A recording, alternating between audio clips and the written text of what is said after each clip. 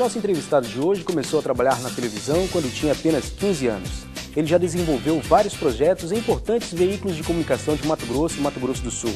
No período que morou no Japão, trabalhou em afiliadas da Rede Globo e Rede Record Internacional. O nosso bate-papo de hoje é com o jornalista Silvio Mori, que atualmente trabalha no jornal eletrônico Capital News. Fique com a gente, o Bastidores da Mídia começa agora.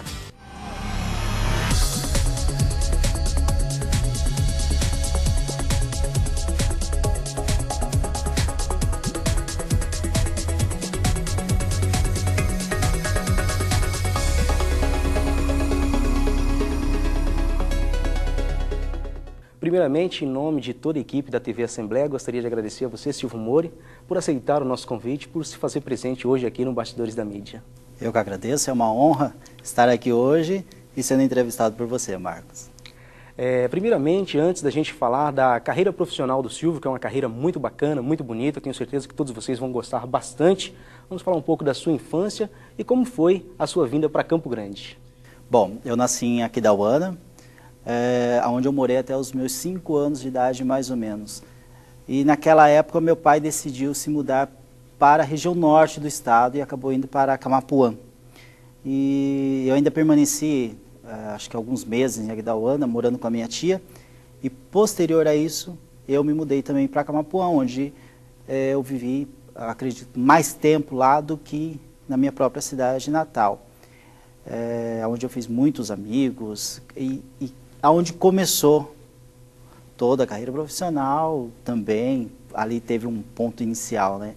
Mas foi bacana, porque eu acompanhei o desenvolvimento da cidade, então tive assim, a infância mesmo, na verdade, naquela época, era um pouco, como que eu posso dizer para você, eu não tive uma adolescência assim tão cheia de brincadeiras, porque devido a essa mudança, aí você muda de uma cidade para outra, você começa a fazer novos amigos, e naquela época a cidade era muito pequena, e meu pai era recém-chegado na cidade, então a gente não conhecia ninguém, quase ele não me deixava sair de casa, né?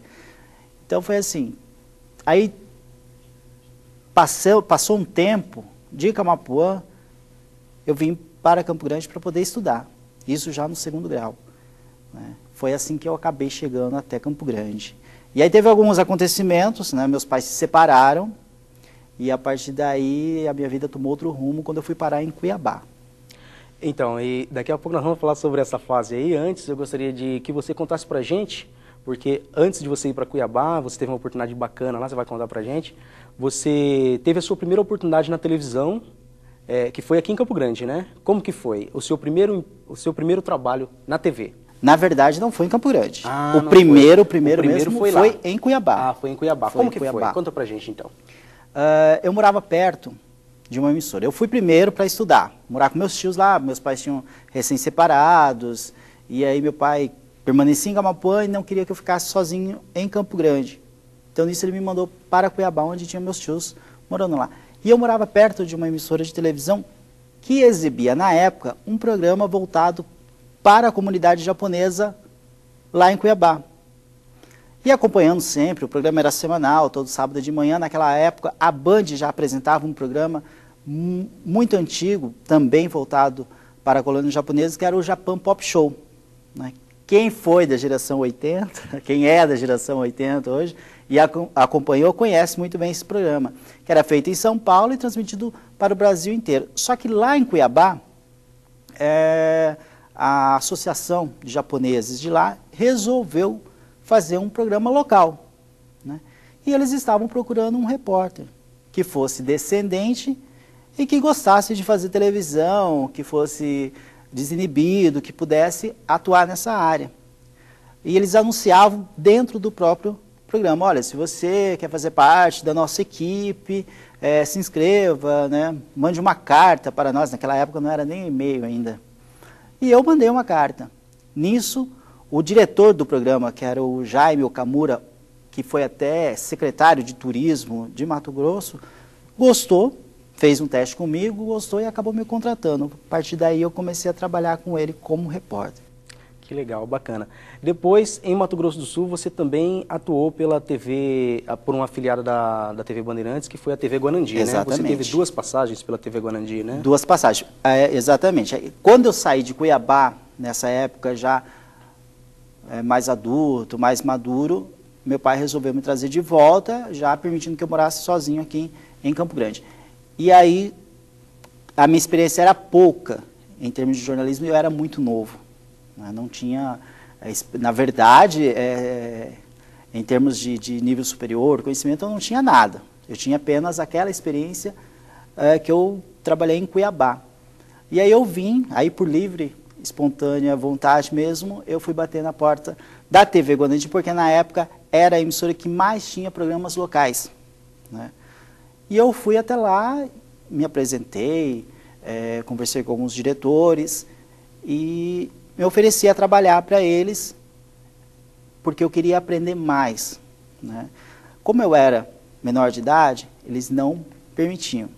Mas com muita insistência e conversando diretamente com um programa que na época se chamava Balcão Eletrônico, apresentado pela Marisa Machado, minha grande amiga, eu fui e conversei diretamente com ela.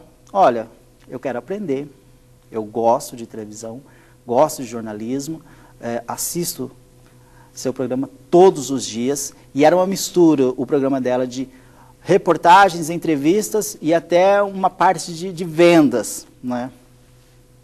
E aí ela me ofereceu, eu falei, olha, nós não podemos contratar, a TV não contrata quem é menor de idade. Eu falei, não, você me deixa trabalhar, eu venho, cumpro o horário, aprendo e pronto, né? Eu não recebia salário, eu não tinha contrato, a única coisa que eu tinha no início era o Vale Transporte. E eu fiquei um bom tempo. Nisso surgiu a oportunidade. A produtora, na época, eu lembro que o nome dela era Simone, eu não me recordo o sobrenome. Ela recebeu uma proposta para atuar na redação da TV e abriu essa vaga para a produção do programa da Marisa. Foi aí que eu entrei e comecei já, aí me contrataram de uma outra forma, juridicamente correta, né, para que eu pudesse, mesmo menor de idade, estar trabalhando. Aí a partir daí eu fui contratado pela TV, onde eu comecei a trabalhar. Daí já tinha salário, tudo certinho. Já tinha salário, tinha registro em carteira, foi uma coisa bem certinha que eles fizeram e foi onde eu comecei a trabalhar. Trabalhei com pessoas fantásticas, além da Marisa, nomes que conhecidos hoje do jornalismo e da área de televisão. Hoje nós podemos observar que as pessoas que começam no jornalismo, o acadêmico de jornalismo, ele vai lá, ele se prepara, ele tem a chance, são muitas vagas de estágio. Você acredita que hoje está mais fácil para começar na área? Na verdade, eu acho que não. Eu acho que não, porque apesar de existir muitas vagas, existe aí a concorrência, porque a nossa área, infelizmente, é muito fechada, né? Então, ainda assim, se tem essa dificuldade de se começar dentro do jornalismo em Mato Grosso do Sul. Depois desse emprego que você citou agora, qual foi o próximo veículo que você trabalhou? Depois da TV Guanandi, aí eu saí da TV Guanandi para trabalhar numa agência numa produtora, que era a própria produtora da Marisa Machado. Porque na sequência ela veio produzindo programas independentes, acabou o Balcão Eletrônico, que era um programa da TV, e ela passou a apresentar o Mídia Mágica, que era um programa semelhante, porém ele era independente. Aí eu fui contratado por ela, pela empresa dela, onde eu comecei a trabalhar com ela e com o marido dela, também meu amigo, o Ricardo Goim. E aí, na sequência, começou as idas para o Japão. Ah, legal. Daqui a pouco nós vamos falar sobre isso também, mas antes nós vamos assistir um vídeo que nós preparamos que conta um pouco da carreira do Silvio Mori, algumas coisas que já citamos aqui, algumas coisas que nós vamos falar mais detalhadamente. É um vídeo muito bacana, convido você a assistir com a gente. Vamos assistir, Silvio? Vamos lá. Silvio Mori nasceu na cidade de Aquidauana, a 139 quilômetros de Campo Grande. Quando tinha apenas 5 anos, mudou-se com a família para Camapuã, onde viveu até a adolescência. Em busca de novas oportunidades, aos 15 anos, Silvio decidiu morar e estudar na capital. Ele sempre foi encantado por jornalismo. Apesar da pouca idade, logo nos primeiros meses que chegou a Campo Grande, recebeu uma proposta para trabalhar como assistente de produção em um programa de TV. Pouco tempo depois, foi convidado para apresentar um programa relacionado à cultura Nikkei na TV Brasil Oeste, afiliada da Rede Bandeirantes de televisão no estado do Mato Grosso. Começava nesse período uma longa e promissora carreira. Em Mato Grosso do Sul, Silvio Mori trabalhou na TV Guarandi, no extinto canal Zoom Rural, Canal do Boi e em diversas produções independentes. Silvio também morou por aproximadamente 9 anos no Japão. No período em que esteve naquele país, trabalhou em afiliadas da Rede Record Internacional e Rede Globo Internacional. Recentemente, o jornalista também trabalhou na TV Arinos, afiliada da Rede Record, localizada em Nova Mutum, no Mato Grosso, e na Rádio FM Arinos, onde apresentava um programa de notícias. Ele já foi assessor de imprensa e atualmente trabalha no jornal eletrônico Capital News. Como eu disse, uma carreira muito bacana, são muitas experiências. Como que é para você ver todos esses momentos passando assim? Qual que é a sensação? Passa um filme, né? Desde quando eu comecei, sem salário, sem experiência nenhuma, aí você vai recordando capítulo a capítulo, né? E apesar de toda essa experiência, eu acho que ainda tenho muito que aprender. Muito, porque o jornalismo, né, é aquela coisa que se muda a cada dia. Constantemente. Né? Exatamente. Então, é o que eu sempre digo, eu sempre tenho muito que aprender ainda. Vamos falar então agora da sua experiência no Japão. Foram muitas idas e vindas. Idas e vindas. Como que foi esse processo? Bom, tudo começou em 94, quando meu pai perdeu uma eleição, né, em Camapuã, e isso deixou a gente um pouco... deixou a gente numa economia bastante difícil, né? E aí meu pai decidiu ir para o Japão, ele foi na frente. Como eu estava terminando o segundo grau, ele preferiu ir sozinho e depois, se eu quisesse ir, podia ir, ou então podia ficar aqui para terminar os estudos, né? Eu lembro que no meu segundo grau eu estudei com pessoas que não sabiam que curso queriam fazer e hoje são grandes jornalistas. Débora Alves, temos também a Silvia Frias, que foram meus colegas de segundo grau, né? E aí em 94 eu terminei o segundo grau, eu falei, não, eu vou, depois de muito, de pensar bastante, eu decidi, não, eu vou para o Japão. Era a oportunidade que eu tinha de conhecer um outro país, conhecer o país dos meus ancestrais, né? Aprender mais sobre a cultura e também a língua. Porque aqui eu só sabia o básico, né? O bom dia, o boa tarde, boa noite. E eu queria aprender a falar, para poder falar com a minha avó. E aprendeu? Aprendi. Legal. Aprendi bastante. E quando chegou lá, você teve dificuldade para entrar no mercado de trabalho? Foi rápido? Como que foi? Não, foi bastante difícil. Porque a primeira vez que eu fui, eu não trabalhei na área. Eu trabalhei em fábrica, eu trabalhava numa fábrica de concreto. Foi meu primeiro emprego no Japão. E para mim era tudo novidade, entendeu? Num país moderno, onde o meio-fio, ou a sarjeta, aqui, é tudo feito à base de tecnologia. Né? Enquanto aqui se faz o meio-fio com moldes, coloca o concreto lá, não. É totalmente diferente, é feito em maquinários, é feito com tecnologias, utiliza-se computadores para se fazer uma simples sarjeta. Então, para mim, era tudo novidade. Né? E eu tentei absorver conhecimentos dessa tecnologia. Depois, acho que foi na minha terceira ou quarta vez que eu fui, que aí sim eu comecei a atuar na área. Mas antes disso eu tentei, muitas vezes. Apesar da pouca experiência, eu tentei. Nós tínhamos na época, quando eu fui, que a comunidade ainda brasileira no Japão tinha um número expressivo. Eu tentei, porque nós tínhamos jornais impressos, se não me engano, tinha apenas um site de notícias, e na primeira vez não tínhamos canais de TV lá. Para assistir programas de televisão, as lojas de produtos brasileiros, o que eles faziam? Alguém aqui no Brasil gravava toda a programação das emissoras, mandava para o Japão, lá eles faziam as cópias e quem quisesse fazia as locações. Era assim que eu acompanhava as notícias, os telejornais. E nisso eles criaram programas independentes dentro do Japão, telejornais, programas de turismo, aonde eles gravavam. No início, em 94, ainda era em VHS. Posteriormente, eles começaram a gravar em DVD e distribuíam, né? Fizeram bons programas dessa forma. E eu sempre tentei, pela experiência que eu tinha, sempre tentei entrar no meio dessas produções, mas no início foi muito difícil.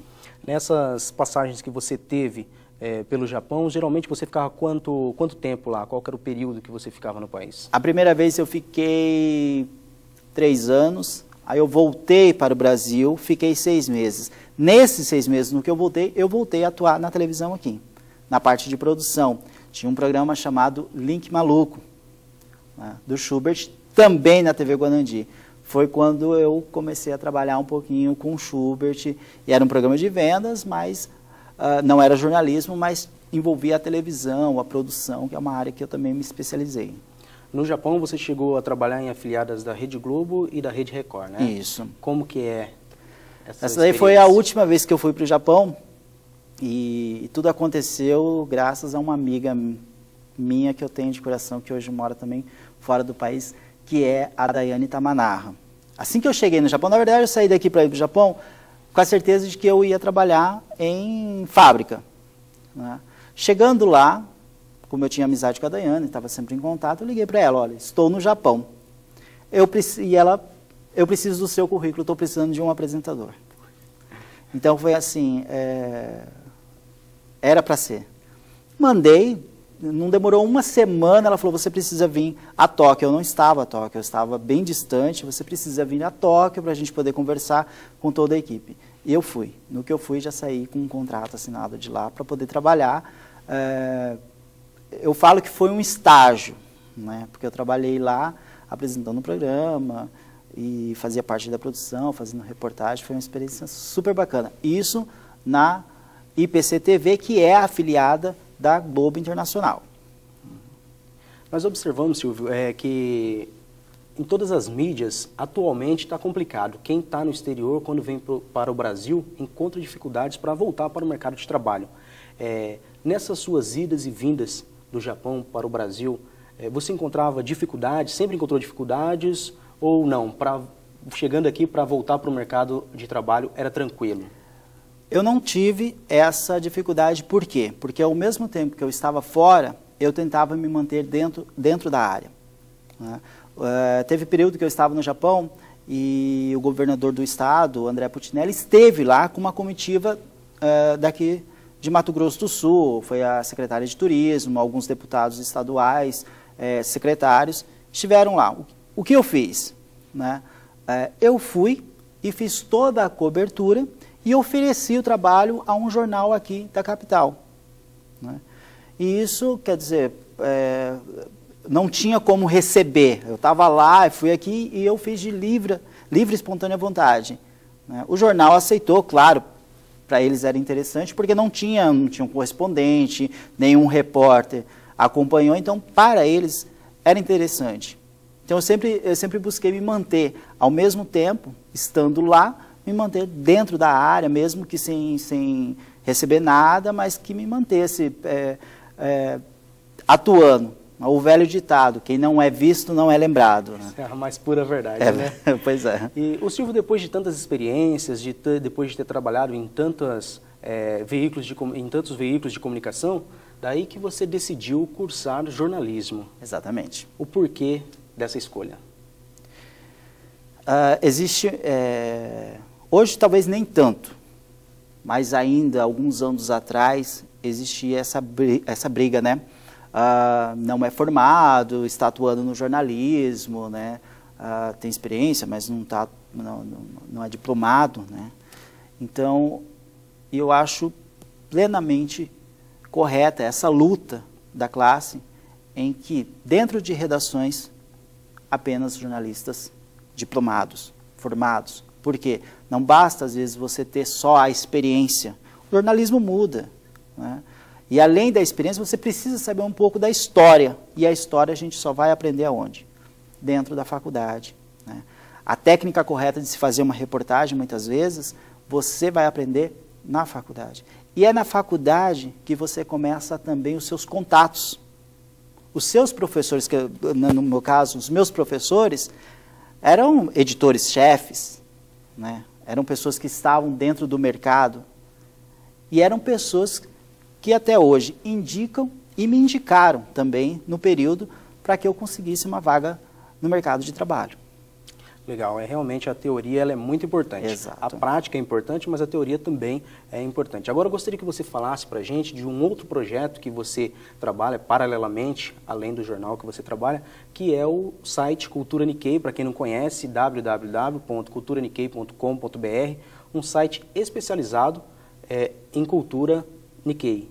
Exatamente. Fala para a gente um pouco mais desse trabalho. Como surgiu esse projeto? Bom, Nikkei, todo mundo sabe que são os descendentes de japoneses. Nós temos a terceira maior colônia de japoneses no Brasil. E até então, na época, porque eu abri o site em 2009 e assim, eu venho tentando, é muito difícil, mas eu venho tentando mantê-lo, né, a todo ano. Teve um período de 6 meses que ele ficou fora do ar e agora retomando. E o site surgiu justamente por quê? Nós não tínhamos uma divulgação dos acontecimentos da colônia, e nem algo que registrasse os poucos acontecimentos que tem. Somos a terceira maior colônia, como eu disse. Os eventos que existem fazem parte do calendário de eventos da Prefeitura de Campo Grande. Nós temos uma história, e nós temos que registrar isso. E o que acontece hoje? Muitos jovens estão deixando a cultura japonesa, saindo da colônia, né? E eu vejo que essa cultura, aos poucos, ela está morrendo. Então a gente precisa resgatar. E como resgatar? A internet, que hoje é o principal veículo de comunicação dos jovens. Porque hoje é o que eu sempre falo, hoje é mais fácil você encontrar um jovem descendente de japonês num baile sertanejo, nada contra, do que dentro de um bom dori, de um dokai, né? Então a gente precisa resgatar isso para fortalecer uma cultura que faz parte também da história de Mato Grosso do Sul. Agora, entre tantos trabalhos que você já desenvolveu, você também, em um determinado período, foi assessor parlamentar, né? Foi. Eu tive essa experiência, exatamente. Foi no interior do estado, em Bandeirantes, município de Bandeirantes, quando o ex-prefeito, Obadias de Lana, venceu. Ele era amigo do meu pai, não tinha ninguém para fazer assessoria de imprensa, e como ele sabia que eu estava estudando jornalismo, que eu estava dentro dessa área, ele me ofereceu a oportunidade. Como eu tinha interesse de aprender, eu aceitei.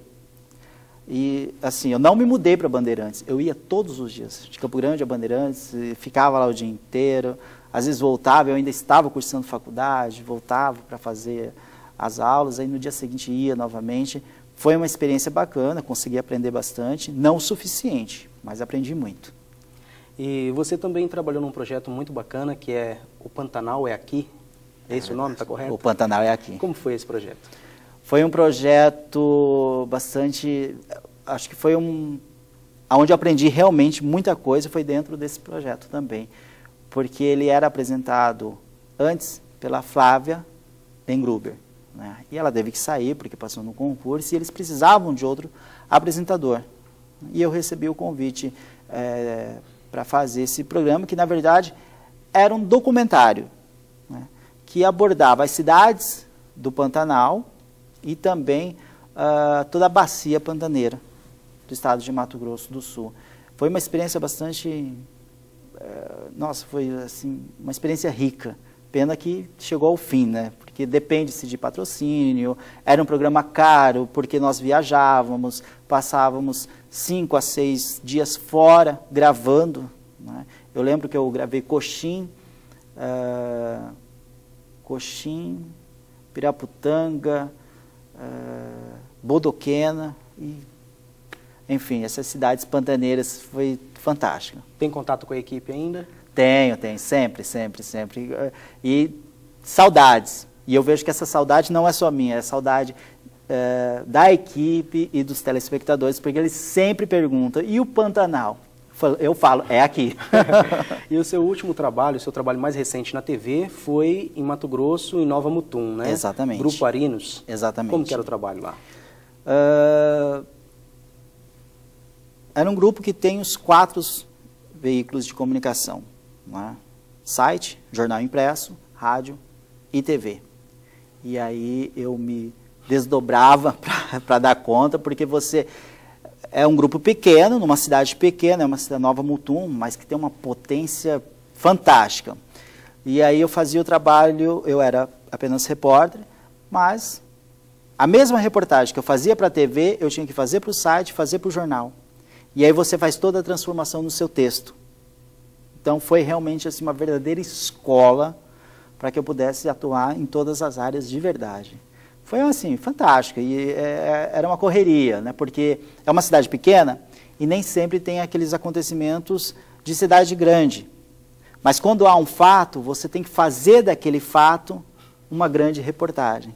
E isso é fantástico, porque faz você realmente mostrar o quanto você pode e o quanto você consegue. Tem que se virar nos 30. Bastante. E lá você trabalhava também na rádio, né? Que era do mesmo grupo. Os 4 veículos, tinha a rádio e você apresentava o programa Café da Manhã. Café da Manhã. É um programa jornalístico que tinha de manhã. Na verdade, eu entrei para substituir um colega meu. O programa, ele reformulou, fez o programa ter audiência. Além das notícias, tinha bastante prestação de serviço.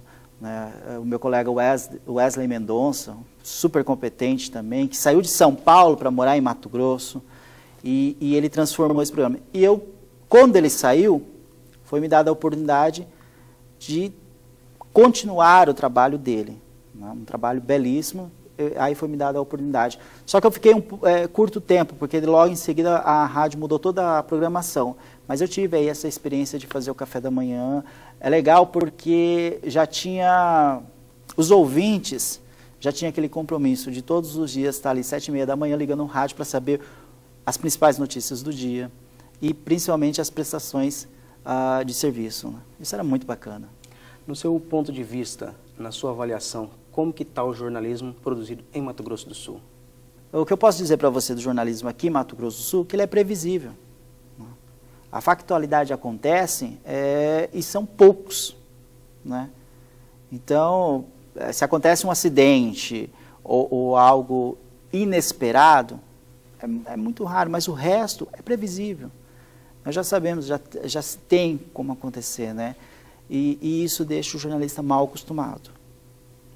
Então eu vejo o jornalismo aqui que falta, assim, não é culpa dos profissionais e nem dos veículos, mas é da nossa própria cultura, da nossa própria cidade. Nós temos uma cidade organizada. Então o que acontece? Nem sempre vamos ter aquela factualidade, né? Nós não temos greve de ônibus, é raro isso daí, né?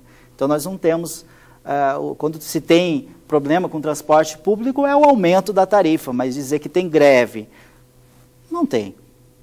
Tanto é que as redações aqui trabalham assim, no meu ponto de vista, né? Posso estar enganado ou divergir de alguns colegas, mas aqui você tem aquele horário para você trabalhar e pronto, né? Você não precisa... É diferente de Nova Mutum, pelo fato de nós termos poucos jornalistas, acontecia um acidente na BR-163 lá, 2h da manhã, eles ligavam. 3h da madrugada, ligavam e você saiu correndo. Por quê? Justamente porque lá também não existe essa factualidade e não existe ninguém de plantão, né? Então você acaba correndo. Às vezes era o seu almoço, você estava almoçando, o telefone tocava, olha, teve um acidente na BR, nós temos que ir para lá agora. Então tá, né? Deixava tudo e ia. Aqui não, aqui é tudo bem previsível. Quando acontece um acidente à noite, no dia seguinte você vai na delegacia, tem um boletim de ocorrência, né? A própria polícia, às vezes, te cede fotos desse acidente. Então, é muito previsível aqui. Em alguns casos, a PRF fornece até vídeos, né? Até vídeos, exatamente. Facilita a vida do repórter, do editor, enfim. Para a gente finalizar, o que mais te encanta no jornalismo? O que mais me encanta? a apuração do jornalismo. Porque você, às vezes, você escuta muitos bochichos, né? E aquilo te instiga a ir para a apuração. E é a apuração que desfaz, né, todo um mistério, todo um assunto, desmembra, né? Então, o que me encanta é essa apuração, onde você fica sabendo de muitas coisas, né? Esse é o encanto do jornalismo. Muito bacana. Silvio, muito obrigado por ter aceitado o nosso convite, por ter participado com a gente aqui do Bastidores da Mídia. Foi uma honra poder te receber aqui no nosso programa. Eu que agradeço, Marcos. Te parabenizo também. Obrigado. Você sabe muito bem o porquê disso tudo. E desejo a você cada vez mais sucesso, porque eu me sinto orgulhoso de te ver aqui hoje. Para quem não sabe, eu comecei na TV Guarandi, eu fui estagiário, comecei trabalhando com o Silvio Moro e foi um dos meus primeiros instrutores aí. Exato. Na vida profissional. Muito obrigado. Eu que agradeço. E você também pode assistir o Bastidores da Mídia pela internet. Acesse o site da Assembleia Legislativa www.al.ms.gov.br. Para críticas ou sugestões, mande um e-mail para a nossa produção, anote aí, tval@al.ms.gov.br. Muito obrigado pela sua companhia, um forte abraço e até o próximo programa.